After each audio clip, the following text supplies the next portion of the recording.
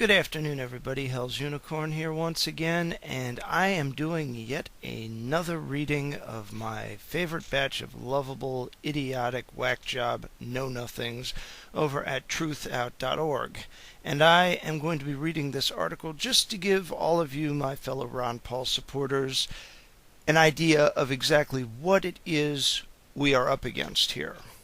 I have, since the inception of this particular channel back in 2006, asserted that there is no real significant difference between neoconservatism and modern progressivism. They both draw their roots from the same source, and that is the insanity of the Woodrow Wilson years and everything else that has basically followed in succession since, barring perhaps the occasional respites that we got from Calvin Coolidge, Dwight Eisenhower, and Ronald Reagan, respectively. So, this article is titled, "Cheney Was Right About One Thing. Deficits Don't Matter." Now, I remember a time when all of these fruitcakes, most of whom have proliferated themselves in the Dennis Kucinich camp, wanted this guy's head on a plate. And now they're finding common ground with him. This is exactly what I'm talking about when I say that these people ultimately think the same, and when push comes to shove, they're more on each other's side than they are on our side. So in essence, what we have here is a false paradigm. This is something that has been discussed for years, that is manifesting itself as such. This article was written by Ellen Brown, who, in my opinion, takes the retard cake for this site, and that's quite an accomplishment considering some of the doozies I've read on this place. And here is the actual article, and I will be making intercessions to point out some of the idiocy going on here. Deficit terrorists, and we'll stop right there. That's right. Everybody that has a concern about the deficit is now officially a terrorist. You know, let's not talk about the fact that Barack Obama is actually giving aid to Al-Qaeda in Libya. No, that's not a problem. You know, Al-Qaeda are our friends. The real enemies are people that are worried about the deficit. But anyway, continuing on. Deficit terrorists are gutting governments and forcing the privatization of public assets, all in the name of deficit reduction. But deficits aren't actually a bad thing. In today's monetary scheme, in which most money comes from debt, debt and deficits are actually necessary to have a stable money supply. The public debt is the people's money.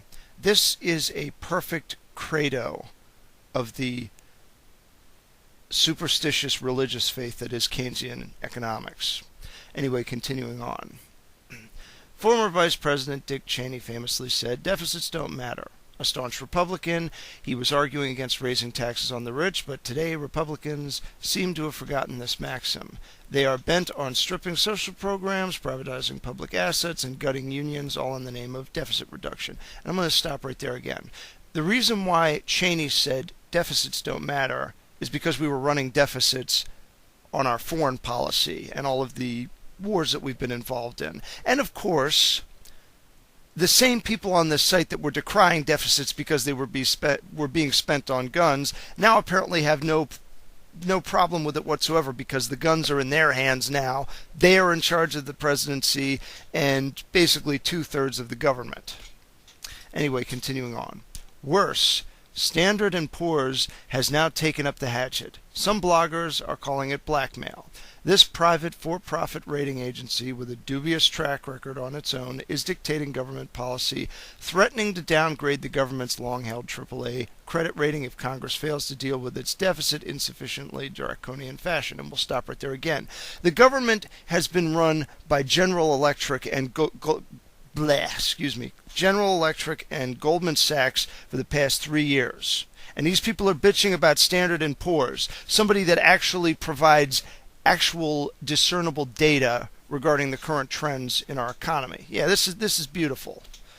All right, continuing on. The threat is a real one, as we have seen with the devastating effects of downgrades in Greece, Ireland, and other struggling countries. Lower credit ratings force up interest rates and cripple national budgets. The biggest threat to the dollar's credit rating, however, may be the game of chicken being played with the federal debt ceiling. Nearly 70% of Americans are said to be in favor of a freeze on March 16th when the ceiling is due to be raised. The Tea Party-oriented politicians could go along with the scheme to please their constituents. If they get what they wish for, the party could be over for the whole economy. The Chinese are dumping U.S. treasuries, and the Fed is backing off from its quantitative easing program, and thank God for that. This gravy train needs to come to a halt quick before it crashes and burns. Anyway, continuing on. In which it has been buying federal securities with money simply created on its books. When the Fed buys treasuries, the government gets the money nearly interest-free, since the Fed rebates its profits to the government after deducting its costs. No, the interest on the debt is paid back in the blood, sweat, and tears of every middle-class citizen in this country via the graduated Marxist income tax, you fucking idiot. Anyway, continuing on. When the Chinese and the Fed quit buying treasuries, interest rates are liable to shoot up, and with a frozen debt ceiling, the government would have to default, since any interest increase on a $14 trillion debt would be a major expenditure. Today, the Treasury is paying a very low 0.25% on securities of 9 months or less. The interest on the whole debt is about 3%, a total of $414 billion on the debt of $14 trillion in 2010. They talk about these numbers as though they're not significant, and which is very scary. Continuing. Greece is paying 4.5% on its debt, and Venezuela is paying 18%, 6 times the 3% we're paying on ours. Interest at 18% would add $2 trillion to our tax bill, which is why we need to cut. Continuing.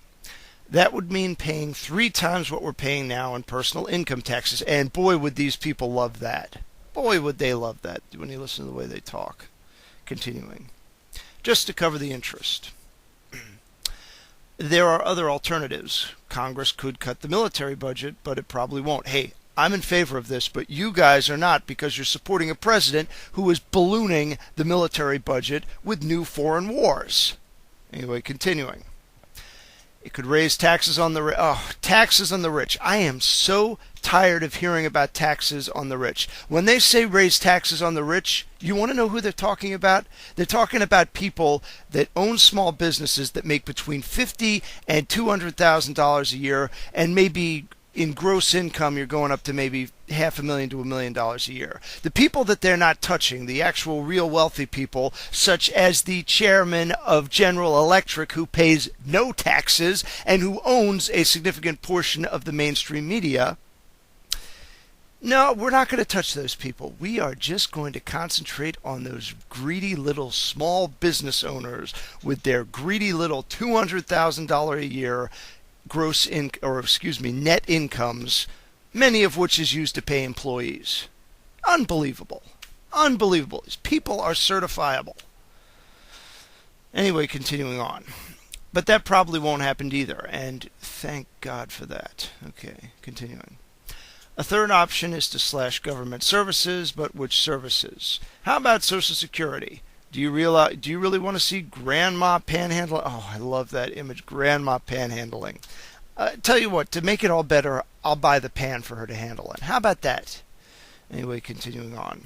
Congress can't agree on a budget for good reason. There is no good place to cut. There are tons of good places to cut. The reason why they're not doing anything is because they don't want to cut. A small portion of the Republican Party actually wants to cut, but that's it. The majority of Americans want government cut, but our government doesn't. Roughly translated, our government does not serve us, it serves themselves, ergo we have a de facto tyranny, and we have idiotic, small-time left-wing websites like this one playing defense for tyrants. Anyway, continuing on. Fortunately, there is a more satisfactory solution. We can sit back, relax, and concede that Cheney was right. Deficits aren't necessarily a bad thing. They don't matter so long as they are at very low interest rates, and they can be kept at these very low interest rates either by maintaining our AAA credit rating or by borrowing from the Fed, essentially interest-free. When you do this, inflation goes up like mad, money becomes worthless, people use entire wheelbarrows full of cash in order to buy a loaf of bread. The money is never distributed equitably, so the poor get shafted, and the people on Wall Street that get all of the subsidies, all the corporate welfare, and all of the grants make out like bandits. Fuck you, I'm not going along with it.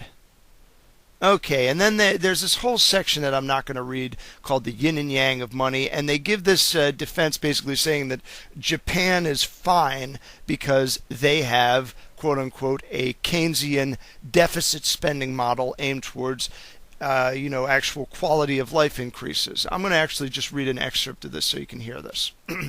There are 3 bullet points here. The debt is at very low interest rates. That's bullet point 1, 2. It is owed to the people themselves, not to the International Monetary Fund or other foreign bank creditors. And point 3, here we go. The money created by the debt has been used to produce goods and services, allowing supply and demand to increase together and prices to remain stable. So this was done primarily to up the quality of living in Japan. I've provided a link in the description to a Wikipedia page dealing with the massive suicide problem that Japan has. Japan has the highest suicide rate, or one of the highest suicide rates, in the industrial world. And a lot of this is tied up in the fact that Japan still has a de facto caste system, basically. Your corporate CEO is the natural evolution of the lord and shogunate of medieval Japan. Very little has changed over there apart from technological advancement. Socially, these people are very different from us. They do things different from us, and using them as a basis of comparison to us is logically faulty at the very least. So anyway, 100,000 suicides a year is one of the projected suicide rates per year for Japan. Is that the kind of thing you want to have over here? When you adjust for population size and you increase that by a percentage, do you want over 1 million people in this country committing suicide every year? I mean, it's bad enough that thousands of people get shot in urban areas because, the entire society has been screwed up by social planning, centralized planning, but a significant chunk of your population basically committing hara-kiri. I mean, is that what these idiots at Truth Out want? Because that's what Keynesianism ultimately leads to. It leads to a system where wealth is concentrated and you have a permanent underclass. And this country, culturally, does not go by that model. So we would probably have an even larger suicide rate, because who the hell would want to live in a world where your entire life has basically been planned out for you economically? I sure as hell wouldn't, and I hope you don't too. But anyway, getting back onto the principal topic of this video, this is what we are up against. This is what Ron Paul is up against, this is what Gary Johnson is up against, and even the moderate Tea Party people in the Republican Party who are awful on foreign policy, but at least have some inkling of an idea of what's going on here domestically, are going to be dealing with this. And whoever the Republican nominee is going to have to deal with the fact that our principal adversary in the fundamental issue facing this country is Dick Cheney and the neocons. We have to make a definitive stance right now that people like Bill Kristol, Charles Krautheimer, all these other dumbasses who say that deficits don't matter are a big part of the problem, and that they should have no place whatsoever in the modern political discourse, along with these fruitcakes over at truthout.org. So anyway, that's my piece on this. Feel free to visit the article, read it for yourself, and try as best you can to avoid punching your computer monitor. I know it's going to be difficult, but please try. You don't want to have to spend money on a new monitor. With prudence to myself and benevolence to all of you, good evening.